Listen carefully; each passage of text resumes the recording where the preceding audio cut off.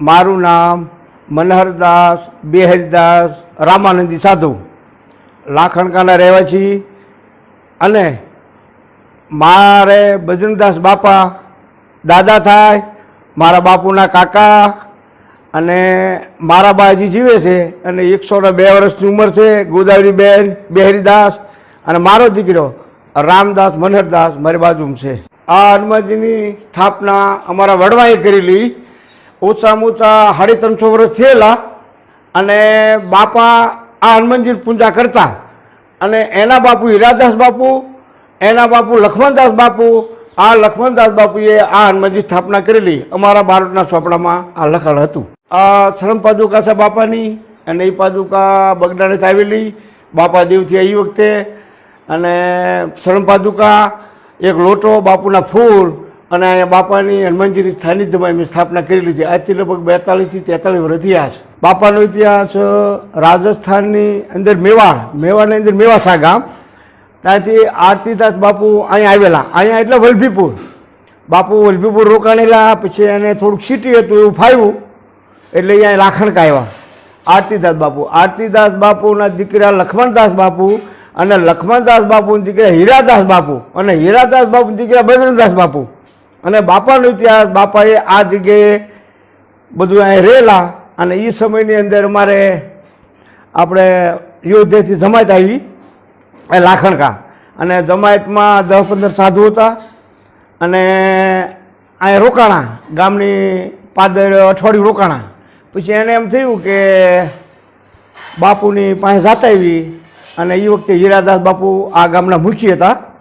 અને સીતારામ બાપુ આવી અને કીધું બાપુને કે બાપુ ભેટ પૂજા અમે લેવા આવ્યા છીએ, પણ તમે તો સાધુ છો, એમ આપણી પાસે શું લેવાનું હોય, પણ એક તમે વચન આપો એમ તો એક વસ્તુ તમારી પાસે માગું. એટલે આરતીદાસ બાપુને એમ થયું કે આ 1 રૂપિયો માગશે, જમાત આવી છે. અને એ વખતે તો નિયો 2 મિયાની 5 પૈસાની કિંમત હતી. એટલે બાપુ કે તમે 100 કરો. એ કે વાલા પણ એમાં હું 100 કરો, તું આ પાડ તો માગું. એટલે પછી હીરાદાસ બાપુએ કીધું કે આપીશ, માગો. એટલે કીધું કે તારા 2 છોકરા છે, એમાંથી મને નાનો બાળક આવે એમ મારા ખેડામાં લઈ જાવ છે. અને એ વખતે અમારા રામાનંદી સાધુ સમાજમાં એક છોકરો લઈ જતા હતા ખેડાની અંદર. અને એ વખતે આરતીદાસ બાપુ હા ના કરતા હતા, પણ શિવકુરબા બાવડું પકડી બાપાને કે લઈ જાઓ. અમારે ક્યાં વેચવો છે, અમારે તો કે સાધુ બનાવો છે ને એમ કહીને આ હીરાદાસ બાપુએ ના પાડતા છતાં શિવકુરબાએ સીતારામ બાપાને બાવડું પકડીને આપ્યા. અને એ વખતે બાપુની ઉંમર 16 વર્ષની હતી, 16 વર્ષની. અને ત્યાંથી પછી બાપુ યોધ્યા લઈ ગયા સીતારામ બાપુ. અને યોધ્યાથી જમાત હાથી લઈને ફરતા અહલાબાદ ગયા. અહલાબાદે બાપાને 16 વર્ષની ઉંમર, બાપાને દીક્ષા આપી. અને એ વખતે બાપાનું નામ ભક્તિરામ હતું. અને ત્યાર પછી દીક્ષા આપી એટલે બાપાનું નામ પછી કીધું હાથીવાળા કે તારું બજરંગ નામ, એટલે બાપાનું નામ બજરંગ. અને નાથી પછી બાપા અયોધ્યા લઈ ગયા. અને અયોધ્યા બાપા 12 થી 14 વર્ષ રહ્યા અખેડામાં. ખાક ચોકની અંદર મારે રખેડો છે. અને પછી સીતારામ બાપુએ કીધું કે વાલા બજરંગ તક હા કે તું એક કુટુંબ યાત્રા કરીએ. કુટુંબ યાત્રા જો તારે પરિપૂર્ણ થવું હોય તો તું મા પાસે ભિક્ષા લઈ આય. કારણ કે એ સમયની અંદર હું તું ગોપીચંદ છે, ભરતરી છે, મા કંઈ ભિક્ષા લાવતા. અને એ સમયની અંદર બાપા 32ની ઉંમરમાં એ લાખણકા આવેલા. અને લાખણકા આવી અને મારીને કીધું કે મારો ગુરુનો આદેશ છે, હું ભિક્ષા લેવા આવ્યો છું, મા મને ભિક્ષા આપે એમ. તે વખતે બાપાએ લાખણકા આવેલા. અને 1 મહિનો એ રોકાણા. અને સામે શિવ મંદિર છે, ત્યાં ધોણી તાપતા બાપા. અને ગામના લોકો જે એના ભાઈબંધ દોસ્તાર હતા છોકરાઓ, એ બાપાને નવરાવતા. 1 મહિનો બાપા રોકાણા. પછી માએ કીધું કે વાલા બોલ હું આપું ભિક્ષામાં. એ કે મા મારા ગુરુનો આદેશ છે, જે તમને સારું લાગે એ આપો. એટલે માએ ભિક્ષાનું પાત્ર ભરી દીધું. અને 32ની ઉંમર હતી બાપાની. અને અહીંથી પાછા ફરતા ટ્રેન દ્વારા અયોધ્યા ગયા. અને અયોધ્યાની અંદર પાછા બાપા અખાડામાં બહુ રહ્યા. અને નાથી પછી બાપાની 40-42 ઉંમર હતી. અને એ વખતે અહલાબાદ કુંભનો મેળો હાલે. અને સીતારામ બાપુ કે વાલા આપણે બધા જઈશું મેળામાં. એટલે આખી જમાત અહલાબાદ મેળામાં આવી. અને એના પછી કુંભના મેળામાં તો માણસો બહુ હોય.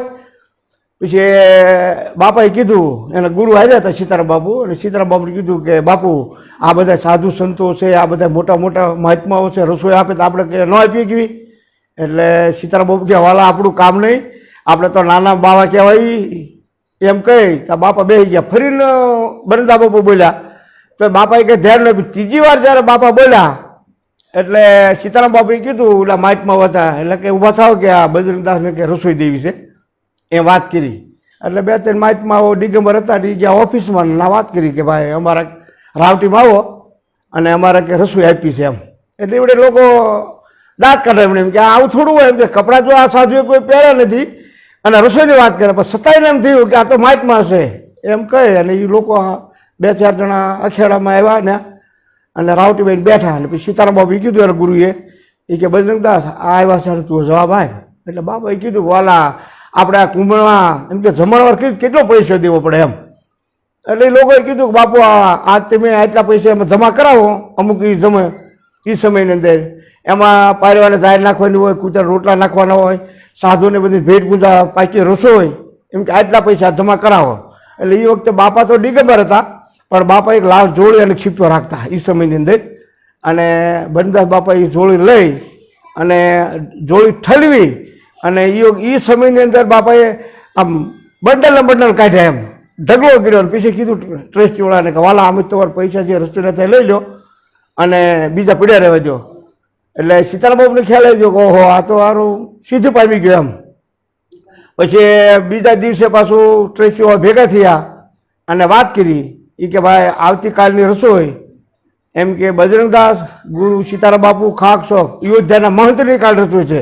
એટલે મોટા મોટા મહામંડલેશ્વરો, મોટા મોટા સાધુ સંતો એમથી બજરંગદાસની રસોઈ છે એમ. અને બાપાને ત્યાં રાવટીમાં ગળદી થવા મળી અને બધા દર્શન કરવા મળ્યા. અને ત્યારબાદ 1 મહિનો 7 દિવસ કુંભ હાલ્યો. પછી સીતારામ બાપુએ કીધું એ કે વાલા બજરંગ આવ્યા તો હા બાપુ એ કે એમ કીધું કે હવે તું મારી કે જરૂર નહીં, મને ખ્યાલ આવી ગયો છે, તું કે આથી સૌરાષ્ટ્રમાં જા અને કોઈ પણ જગ્યા તને એમ થાય ના કુટિયા બાંધી ઝૂંપડી બાંધી રહેજે, આજથી મારા આશીર્વાદ છે એમ કહી અને બાપા મુંબઈ, સુરત અને સાર થતા ગારિયાધાર રોકાણા, મહુવા રોકાણા, પાલિતાણા રોકાણા, ભાવનગર રોકાણા. અને બાપાએ પછી બગદાણા પસંદ કર્યું. એ વખતે બાપાની ઉંમર લગભગ ઓછામાં ઓછી 50 ફેટ તો હશે. બાપા જ્યારે બગદાણા ઝૂંપડી બાંધી બાપાની 50 વર્ષની ઉંમર ખરી. કારણ કે આ મારી યતીનો દાખલો મને સાંભળે બધું એટલે હું આ બધી તમને આ વાત કરું છું, બરાબર ને. બાપા જ્યારે બગદાણાની અંદર દેહ છોડ્યો એ વખતે આ લાખણકાની અંદર વહેલા 4 વાગ્યે આખા ગામની અંદર ચંદનનો વરસાદ થયેલો.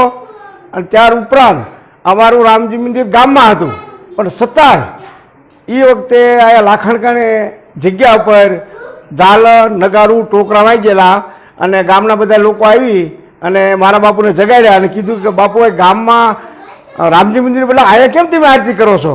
એટલે આવો અમને ભાત થયેલો. આ જે જગ્યાએ ઊભો છું અત્યારે નવું બાંધકામ છે પણ જૂનું બાંધકામ હતું આજથી 2 વર્ષ પહેલાં મેં કાઢ્યું હતું. અહીંયા કાચા 3 મકાન હતા, 2 રહેણાંક હતા અને એક રૂમની અંદર રામજી મંદિર હતું. એ રામજી મંદિર અને રામજીની પૂજા લક્ષ્મણદાસ બાપુ કરતા અને લક્ષ્મણદાસ બાપુ બોલેલા કે મારો રામ સૂનો છે એટલે હનુમાન વગેરે સૂનો ને એમ કરી અને લક્ષ્મણદાસ બાપુએ આ હનુમાનજી સ્થાપના અહીંયા કરેલી. અહીંયા રામેશ્વર મહાદેવનું મંદિર છે. બાપા બાળપણમાં રહેતા એ વખતે આ રામેશ્વરની પૂજા બાપા કરતા. એમ રામાનંદી સાધુ પણ ગ્રહસ્થી સાધુ હતા એટલે લક્ષ્મણદાસ બાપુએ આ કાવ ભૈરવની સ્થાપના કરેલી અને બાપા કાવ ભૈરવના ઉપાસક હતા. જે અહીં ઊભો છું ત્યાં અત્યારે હાલની અંદર વડ છે અને બાપાએ રહેતા બાળપણમાં એ વખતે આ જગ્યાએ કુઈ હતી અને બાપા અહીંયા રહેતા એ વખતે હું જેવું જગ્યાએ ઊભો છું એ જગ્યા પર બાપા ધૂણી તાપતા અને ગામના જે એના લોકો હતા ભાઈબંધ દોસ્તારો બાપાના એ કુઈમાંથી ડોલે ભરી ભરી અને બાપાને આ જગ્યાએ નવરાવતા બાળપણની અંદર. આ રામજી મંદિર છે, બાપા પૂજા કરતા એ રામજીની મૂર્તિ છે પણ એ વખતે બાપા પૂજા કરતા એ વખતે દેશી નળિયાવાળું હતું રામજી મંદિર અને અત્યારે મેં નવું બનાવ્યું છે અને બાજુમાં બાપાની મૂર્તિ પણ પધરાવી છે અને એની પૂજા અમે કરી.